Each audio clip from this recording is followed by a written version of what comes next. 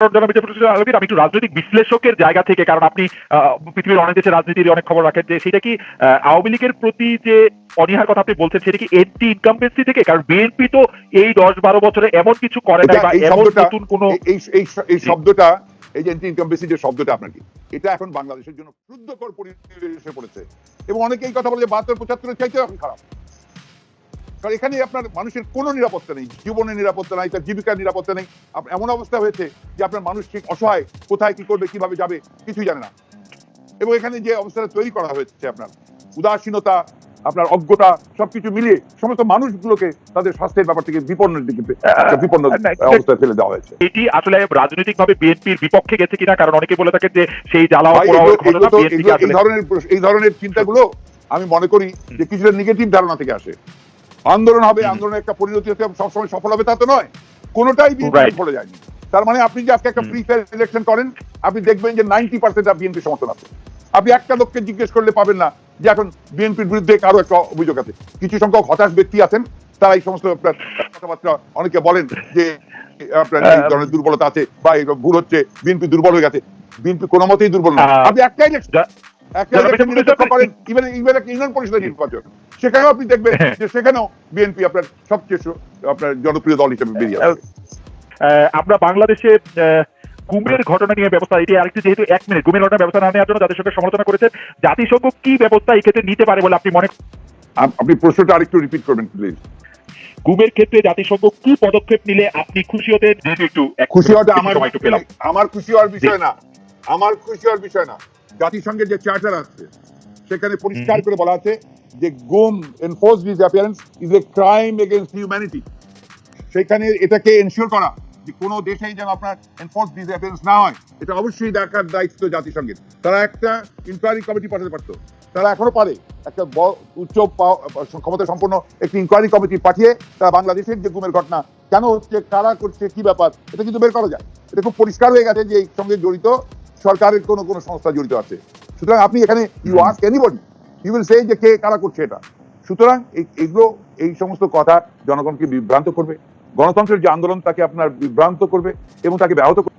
আমরা যেটা চাই যে যেমন আপনার একটি গণতান্ত্রিক রাষ্ট্রের জন্য, তার সমাজের জন্য একটা স্বাধীন সংবাদ মাধ্যম অত্যন্ত প্রয়োজনীয়, গুরুত্বপূর্ণ, এবং এটা যা বলাই হয় যে আপনার একটা বড় স্তম্ভ, সেই জায়গাটা যেন আপনার সেই শক্তিটা থাকে, সেই নৈতিক শক্তিটা যেন থাকে এবং তাদের সেই অধিকারটুকু থাকে কাজ করার, সেটার জন্য সকলেরই কাজ করা উচিত বলে আমি মনে করি। তার এটি কি ছিল ধর্মঘট, বা এটি ঠিক হরতাল না, অবরোধ ছিল, লাগাতার অবরোধ ছিল, এবং সেই কারণে সেই অবরোধটি সফল করে তোলার জন্য যে রাস্তাঘাট বন্ধ করে দেওয়া, ভাঙচুরের ঘটনা করা, তারপর হচ্ছে বোমা, পেট্রোল বোমা, আগুন, সেগুলি ঘটনা ঘটা, যেটি আসলে অভিযোগ আপনাদের বিরুদ্ধে করা হয় যে বিএনপির নেতৃত্বে সেটি ঘটনা হয়েছে, সেটি কি আপনি মনে করেন যে সেটি আসলে ভুল ছিল, যে এটি আসলে ওসবে না করা গেলেই ভালো হতো? আর পাশাপাশি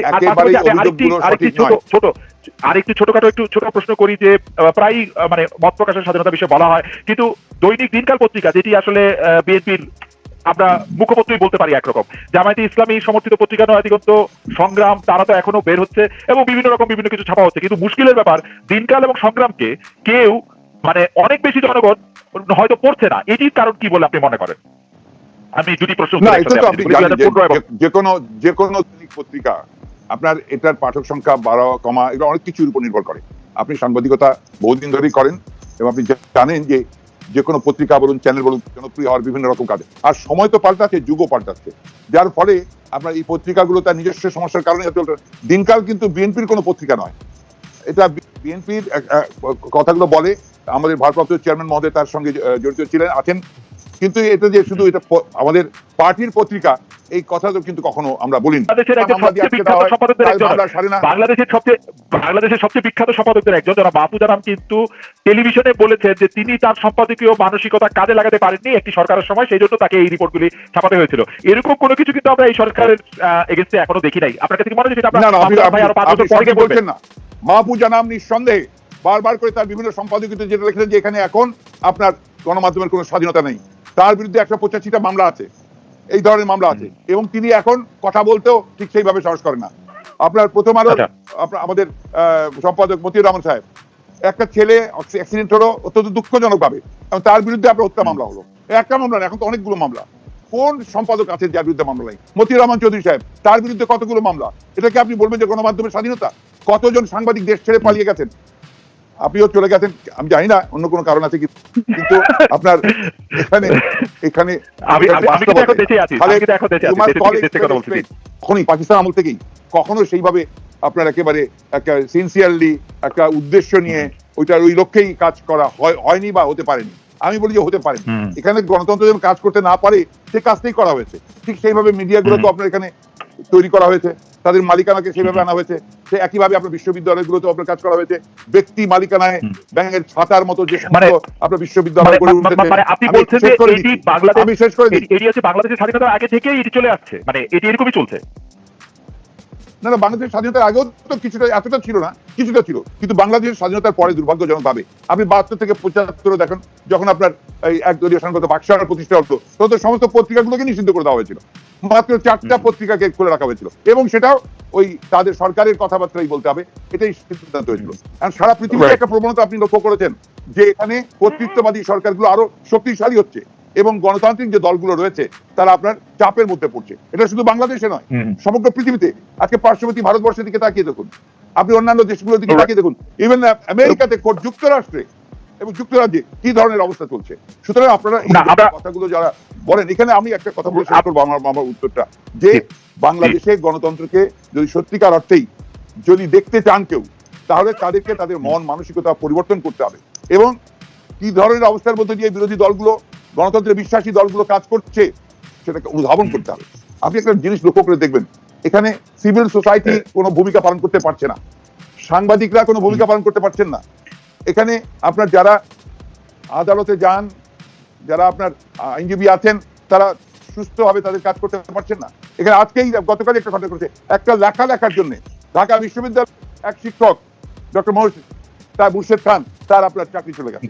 আবার আরেকজন আপনার ন্যাশনাল ইউনিভার্সিটির আরেকজন শিক্ষকের চাকরি চলে গেছে। This is the situation here. আপনার যে ডিজিটাল সিকিউরিটি অ্যাক্টে যে ধরনের মামলা হচ্ছে, এখানে কোনো বিবেকবান মানুষ, কোনো সুস্থ মানুষ, তারা মেধাবী মানুষ, তারা এখানে কোনো কাজ করতেই সাহস করছেন না। আমি একটু মাঝখান থেকে আপনার কথা, আপনি সুন্দর বিষয়গুলি ব্যাখ্যা করেছেন, কিন্তু আমরা এটা প্রশ্ন করতে পারি যে 2015 সালে যে কি লাগাত, আমরা কি একটু প্রশ্ন করতে পারি যে বিএনপির আমলে যারা যেসব টিভি লাইসেন্স দেওয়া হয়েছিল এবং যেসব টিভির টেলিভিশনের মালিক বিএনপি নেতৃবৃন্দ ছিলেন, তারা কি সেই টেলিভিশনগুলিতে সেই টেলিভিশনগুলি তারা বিক্রি করে দিতে বাধ্য হয়েছে, নাকি তারা মানে তারা কি করেছেন, মানে তাদের কি হয়েছে? আপনারা দুর্ভাগ্য আর কি যে আপনার আমাদের দেশে আপনারা যারা কাজ করি, রাজনীতি করি, সাংবাদিকতা করি, আপনার চাকরি করি, অধ্যাপনা করি, আমাদের একটা মেন্টাল মেকআপ তৈরি হয় এখানে। এই মেন্টাল মেকআপটা আমাদের রাজনৈতিক কালচার, সামাজিক কালচারের উপরে নির্ভর করে, যে কারণে আমরা চিন্তাও সেইভাবেই করার চেষ্টা করি। বাস্তবতা যেটা হচ্ছে কি, যেখানে বাংলাদেশের দুর্ভাগ্যক্রমে এখানে আপনার গণতন্ত্রের চর্চাটা কম। জনাব মির্জা ফখরুল ইসলাম আলমগীর, আপনাকে অনেক ধন্যবাদ। দর্শক, আপনারা নিশ্চয়ই এতক্ষণ ধরে জনাব মির্জা ফখরুল ইসলাম আলমগীরকে শুনেছেন। আমরা অনেক প্রশ্ন তাকে করেছি, অনেক প্রশ্নের খোলামেলা উত্তর তিনি দিয়েছেন এবং তার উত্তরের মধ্যে থেকে বেরিয়ে এসেছে যে বিএনপি আসলে এই মুহূর্তে কি ভাবছে। বিএনপি নিশ্চয়ই আপনাদের সঙ্গে আরো নতুন অতিথিদের নিয়ে আগামী সপ্তাহে আসবো। সেই পর্যন্ত আপনাদেরকে ধন্যবাদ।